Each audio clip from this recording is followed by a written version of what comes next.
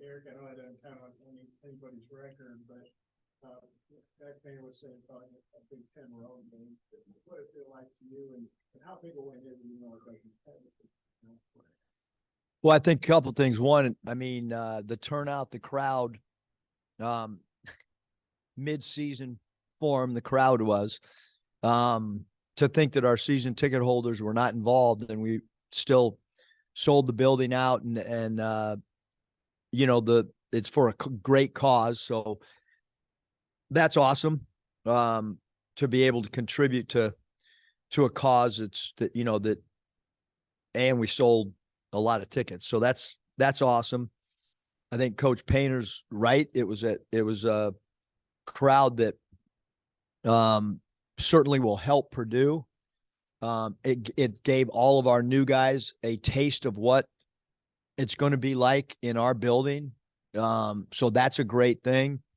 I thought both teams treated the game like a mid-season game. It felt like an NCAA tournament vibe, to be honest. I'm really proud of our team because we have so many new faces. We're trying to figure out go-to sets. We're trying to figure out who's going to have the ball in their hands. We're playing against a team that's so well coached and is very physical and very tough and has a unique player, a star player, potential national player of the year. And I thought that in the first half, they executed the game plan as good as they possibly could, meaning our guys. And much like, you know, with Chet Holmgren, you know, I thought we did a good job of putting pressure on the rim, although they altered shots and stuff, of trying to foul people out too.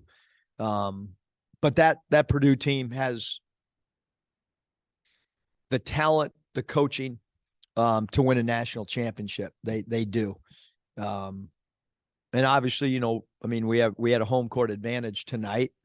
But really, you know, for this early in the season, I mean, really happy with how they kind of fell into some roles, and guys off the bench contributed, and defensive pressure was really good with forcing 20 turnovers and 14 steals against a team that plays in a conference where valuing the ball is really important.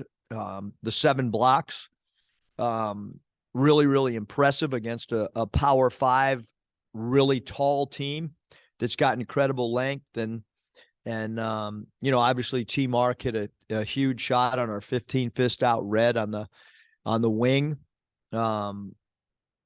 You know, and T Mark and Devo both played a little bit of point guard and had 4 assists, and L's contribution at that position as well. And we got to clean up our turnovers and some of our shot selection. Most your teams that were back-to-back, they're so good at closing out games and just being better in tight games these last 3, 4, 5 possessions. Were you surprised against a team that good that your guys were just tougher and made more plays, even when that overtime started a little bit slow and some bad possessions early? You stuck with some of the same guys and they got it done. Yeah, I mean, I thought that you know, we work on special situations so much. You know, some teams in the summer just do skill. You know, they do 4-man skill, a lot of programs, and you know, we utilize our time where we actually practice and work on, you know, I mean, we have a thing that we took from the Dallas Cowboys called mojo moments. You know, where we play some music that goes along with that movie, and we yell out a situation, and then our guys have to execute. So, but we got a lot of holes still. Certainly, we had some empty possessions that we want to try to get better. Speaking of the past, you had 1, 2, sometimes 3 guys that maybe could close. You brought a guy in late after Devo got hurt that helped you close in overtime at Ellis. You feel like you have maybe a spool of riches and guys that can go get it done, even in clutch situations, maybe because they're veterans that have been around? What, you know, I think, Kevin, that, you know, like when the play breaks down or when you're in a one-on-one situation, like, can you beat your man to draw extra defenders? And, you know, Devo has that ability. T Mark has that ability. Ellis has that ability. I thought Layden Blocker played his minutes great tonight. Battle is a guy that we ran our 1-up play and isolated him, and he took a 3. It hit the back of the rim, but it was straight on and was a good look for him. Again, we're much evolving, but I didn't know what to, quite frankly, I didn't know what to expect coming into the game. So, we get back to it on Monday and try to get better.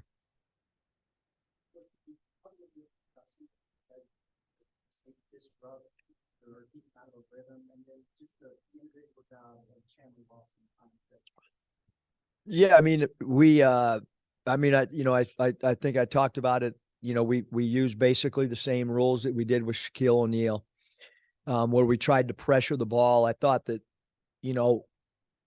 the high-low pass, we got a lot of deflections. Brazil had at least 3. And so we tried to smother the ball.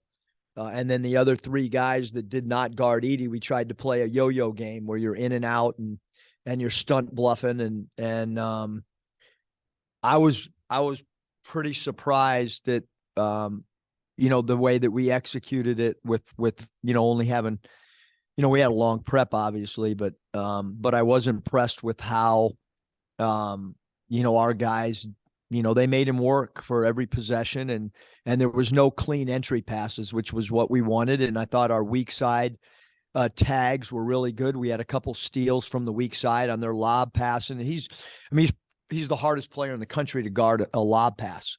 I thought we did a good job crab walking him as well. The guy that was guarding him. So a lot of positive things for sure guarding a team that's got lethal shooters, good passers, and 5 starters back. With Chandler Lawson, I mean, he was kind of a late ad for y'all. Has it surprised you at all what he's brought to the team, or has it been about what you expected? No, I mean, it's when we did the research, first of all, his coachability is off the charts. I mean, he's as coachable as any player I've ever coached. He really wants to please. He's a great talker in practice, meaning he echoed play calls. He's talking on defense. He's in the right position. And then you look at the number of games that he has from an experience standpoint of starting. And I thought he was phenomenal defensively. I mean, the block shots and he hit a big shot early in the game when we were kind of, what's going to happen with us offensively. And he's a great teammate, and he's like I mentioned, he's really great for the coaching staff. They all love when he comes to their drill. They love coaching him. He's got a real positive, upbeat vibe to him.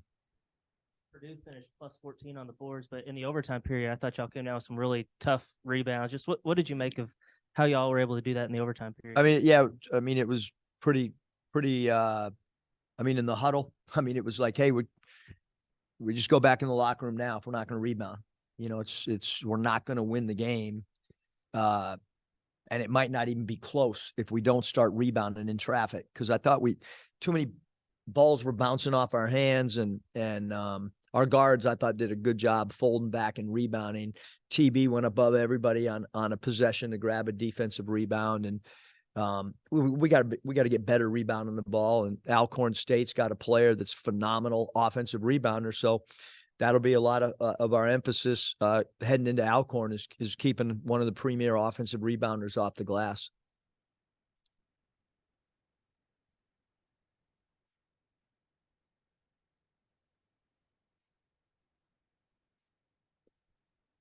Well, he gets a shot off so quick, and the opposition's got to stay attached to him. Obviously, his numbers last year dictate that people are going to have to guard him. They're going to have to stay close to him. He's an explosive scorer. He gets the ball out of his hands really, really quickly. But I thought defensively and defensive rebounding, really happy with what he did tonight. Double box outs. I mean, that was part of the game plan. Is if you're guarding a guy that's a non-offensive rebounder, you have got to go double box out. Which means pinching a good offensive rebounder. And I thought he did a great job of that. What's that? I don't think so. He was only as good as anybody in the building tonight.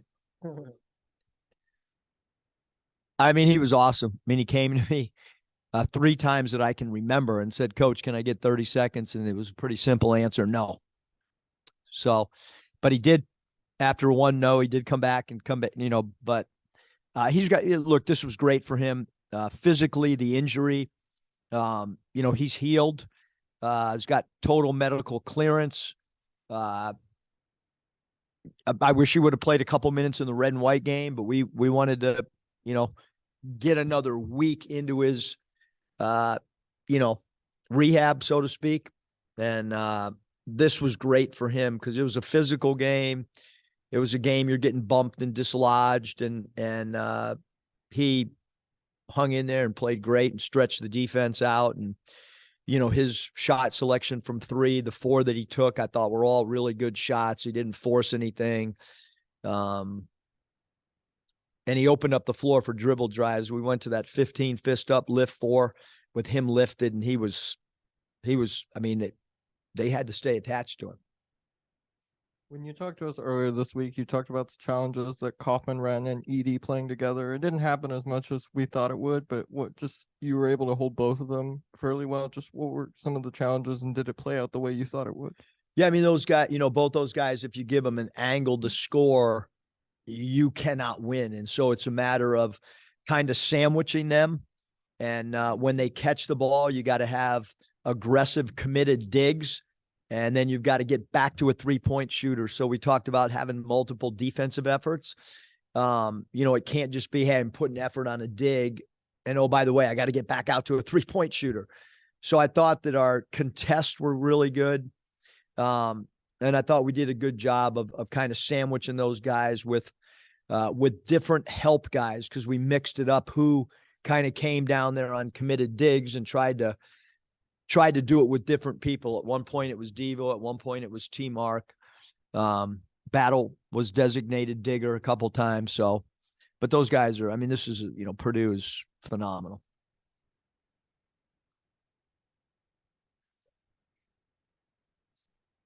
So do about 8 other guys. How do you guys work on who gets the ball in those situations? And, what has kind of separated them maybe in this game, at least game 1, he was able to kind of come through and do that for you? Yeah, with his size, he's got the ability to rise over a defender. And so because of that, that was the reason that we put the ball in his hand as a pick and roll player. He got a lot of opportunities to handle in pick and roll, as did Devo, as did L. Ellis. And so we have 3 guys that can really play with the ball in their hands in pick and rolls. And then it puts a little bit of pressure on the defense, not knowing if the small forward, meaning T Mark's going to handle it, or the point guard's going to handle it. Because there's different coverages when different people are involved. So if you're 1, 2, and 3 can all play in a pick and roll package, I think that it puts a little bit more pressure, puts a little more dilemmas on different people. And then obviously with Brazil setting and his ability to pick and pop, and then Chandler's proven that he can be a pick and pop player. And even Kai, his shot was good. It was a corner 3 and they had sagged off him. And we feel like if Kai's open, that we want him to be able to try to keep the defense honest as well. Yeah. Yep. I think he'll be fine. Yeah. Plus, you've talked a lot about wanting to get in transition and run this year. Purdue often dictated tempo, especially the first half, but you guys had your moments. What was the good you saw in your transition game, and what were some things that they did well and maybe that y'all just didn't capitalize on? Well, they do a great job of sending 2 guys back. Smith and Lawyer are kind of non-offensive rebounders. So those guys tend to get back defensively. And then Smith, I think, is a really, really good on-ball pressure guy. So he'll get back and then come back and try to slow the ball down. But I don't have the stats in front of me, but there's probably not a lot of people that are going to score 81 points against Purdue.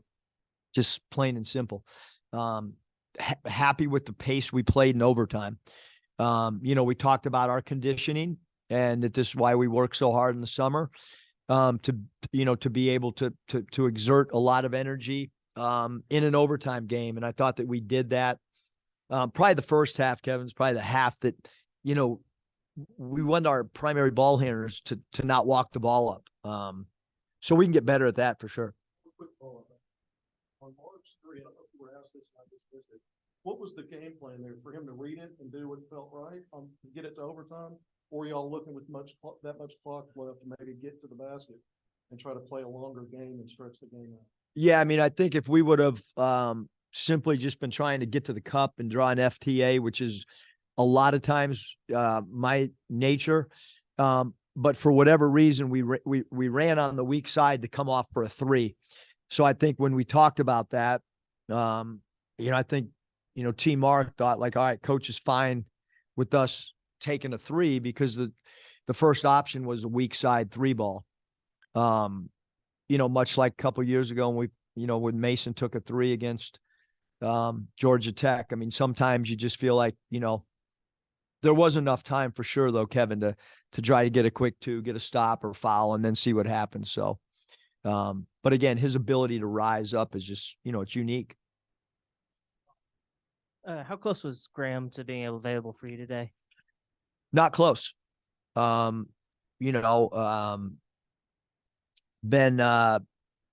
just on the side and no timetable for a return. Back spasms and have no idea if he'll be ready for the first game or the 5th game. He's been pretty inactive. So we'll just have to wait and see and continue to have our trainers and doctors try to get the back to be a little bit looser, more freedom of movement in the back. Is Devo a concussion protocol? No, not to my knowledge.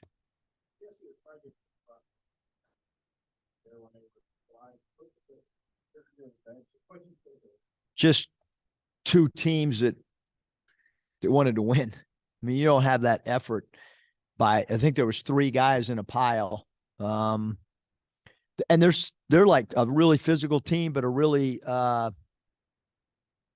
cool team, meaning like there was nothing dirty the whole game. It was clean, hard-nosed basketball.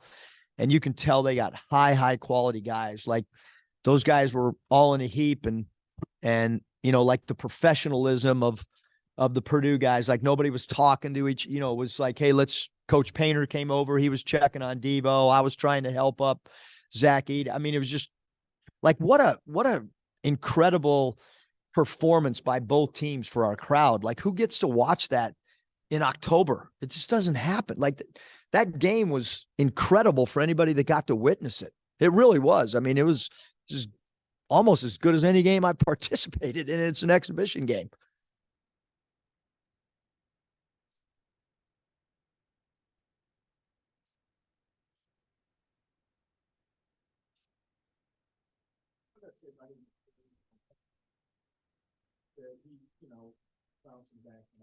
Zero thought of not letting him continue to have the ball in his hands.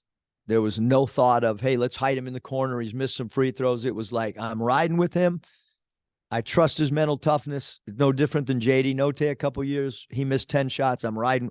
So like you have to have your team believe that you believe in him, even during stretches of struggles. And obviously he struggled from the line early and, we still put it even, I don't know, game was kind of in hand and we still put it in his hands to get fouled.